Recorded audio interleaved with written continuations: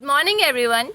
Today we are going to discuss our chapter number 2, that is components of food. So in previous chapter, in chapter number 1, we have discussed about that food is very necessary as it provides us energy, as it helps as it helps to grow, to develop our body, or it also protect us from diseases. It also protect the body against diseases, right? And it also repair damaged cells and tissues. So how does the food do these things? What are the things present in the food do such things? What are the things present in the food that provide us energy, that help us to grow and to repair the damaged cell and tissues? So the chemical substance in food, the chemical substance are present which provide us energy, which help to build our body, which help to or which protect our body from diseases, against diseases. So in food we have 5 nutrition. We found 5 nutrition. What are they? They are carbohydrates, fats, proteins, vitamins and minerals. So see, there is a process of taking food. So it named as nutrition. When we take the nutrient in the form of food, it is known as nutrition.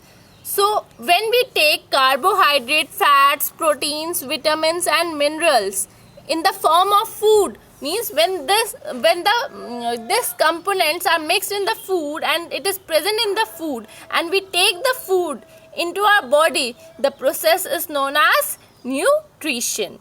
So we classify the food items into 3 groups.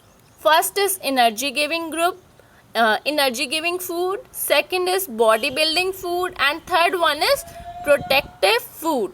So energy giving food means the nutrients that are present in the food which provides the body, which provide the energy to the body, is carbohydrates and fats. Carbohydrates and fats provides the energy, and protein help to build the body and to grow and repair also. Protective food means they help or they protect the body against the disease.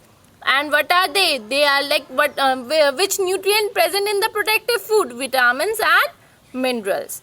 So there are 5 major groups. One is carbohydrates, second one is fats, third one is proteins, fourth vitamins, and fifth is minerals. There are 2 more other nutrients which we do not count as a nutrient, but it is essential in our body. That is dietary fibers and water. Now dietary fibers like is roughage, and it is very important in our bowel movement, means the movement of the food to go into the stomach, then into the small intestine, large intestine. So this is the bowel movement of the food in the body, and this dietary fiber is very essential. So, and what is the role of water? As water is not nutrient, but it is essential in our body. Why? Because it helps in absorbing nutrient, and it helps in removing the waste also, and it also regulate our body temperature. If there is a lack of water in our body, we may suffer from dehydration. So first we will going to discuss about carbohydrates. So carbohydrates is a energy giving food, means it gives us energy. What are the source of carbohydrate? Means from which food we get the carbohydrates? From wheat, maize, potato, sugar, starch, we get the carbohydrates. And sugar, glucose, fructose, sucrose, lactose. I know this is little difficult words and you don't know it properly, but when you come in the higher classes you will get to know. So for now you will just remember the name, or you just remember the names. So glucose, fructose, sucrose and lactose.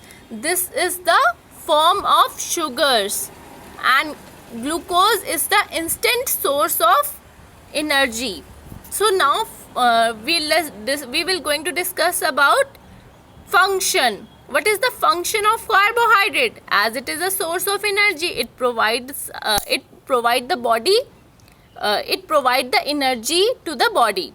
So when the body take the carbohydrate, it simply convert into simple sugar, that is glucose, and the excess sugar is again converted into glycogen, and glycogen is stored in the liver and in muscle cell. Whenever our body need extra sugar or extra energy, they take it from the liver and from the muscle cells. I hope you understand this concept, and afterwards we will again discuss the chapter further on. Thank you.